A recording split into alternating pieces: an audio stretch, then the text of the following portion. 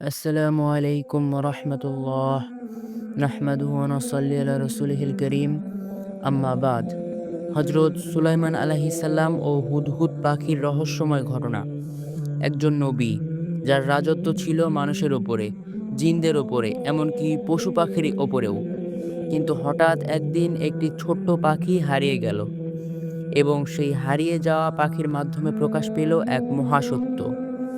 আজ আমরা জানব কিভাবে হজরত সুলাইমান আলাইহিসসালাম এবং হুদহুদ পাখির এই বিস্ময়কর ঘটনা ঘটেছিল। হজরত সুলাইমান আলাইহিসসালাম ছিলেন একমাত্র নবী যিনি মানুষের পাশাপাশি জিন, পশু ও পাখিদের ভাষা বুঝতে পারতেন।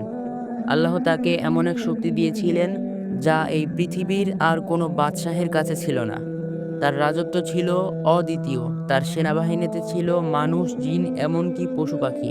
একদিন হজরত সুলাইমান আলাইহিসসালাম তার সেনাদের পরীক্ষা করছিলেন। তিনি দেখলেন তার বিশাল বাহিনীর একটি সদস্য অনুপস্থিত। সেটি ছিল ছোট্ট এক পাখি, হুদহুদ। তিনি বললেন, কেন আমি হুদহুদকে দেখতে পাচ্ছি না? সে কি অনুপস্থিত? যদি সে উপযুক্ত কারণ না দেখাতে পারে তাহলে আমি তাকে কঠিন শাস্তি দেব। কিছুক্ষণ পর হুদহুদ ফিরে এলো, কিন্তু সে কোনো সাধারণ খবর নিয়ে আসেনি। সে এক এমন দেশের কথা বলল যা হজরত সুলাইমান আলাইহিসসালাম জানতেন না। সে বলল, আমি এমন এক জাতির সন্ধান পেয়েছি যারা আল্লাহকে নয়, সূর্যকে উপাসনা করে। তাদের একটি রানী আছে যার রাজ্য অত্যন্ত সমৃদ্ধ। হজরত সুলাইমান আলাইহিসসালাম চিন্তায় পড়ে গেলেন। তিনি সিদ্ধান্ত নিলেন প্রথমে বার্তা পাঠানো হবে। একটি চিঠি লিখলেন এবং সেই চিঠি বহন করার দায়িত্ব দিলেন হুদহুদকে। হুদহুদ উড়ে গেল সেই দেশের দিকে।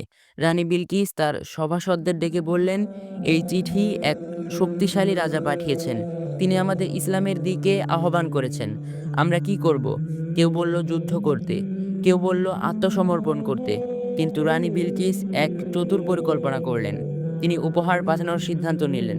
হজরত সুলাইমান আলাইহিসসালাম উপহার পেয়ে বললেন, তোমরা কি আমাকে ধন সম্পদ দিয়ে কিনতে চাও?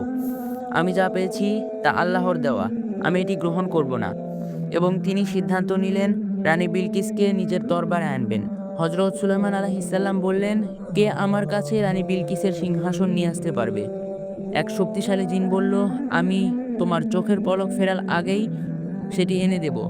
কিন্তু এক বিশেষ ব্যক্তি বলল, আমি এটি আরও দ্রুত করতে পারবো। এবং মুহূর্তের মধ্যেই রানী বিলকিসের বিশাল সিংহাসন সুলাইমান আলাইহিসসালামের দরবারে উপস্থিত হলো। যখন রানী বিলকিস এলেন তখন তিনি দেখলেন তার সিংহাসন তার আগেই পৌঁছে গেছে। তিনি বিস্মিত হলেন। তিনি বুঝতে পারলেন এই শক্তি কোনো সাধারণ মানুষের হতে পারে না। এটি কেবল আল্লাহরই শক্তি। তিনি নিজের ভুল বুঝতে পারলেন এবং বললেন, আমি আমার ভুল স্বীকার করছি। আমি এখন এক আল্লাহর উপর ঈমান আনছি। এই ঘটনা আমাদের শেখায়, সত্যের সন্ধান করলে আল্লাহ আমাদের সঠিক পথ দেখান। ছোট্ট একটি পাখিও বড় পরিবর্তন আনতে পারে।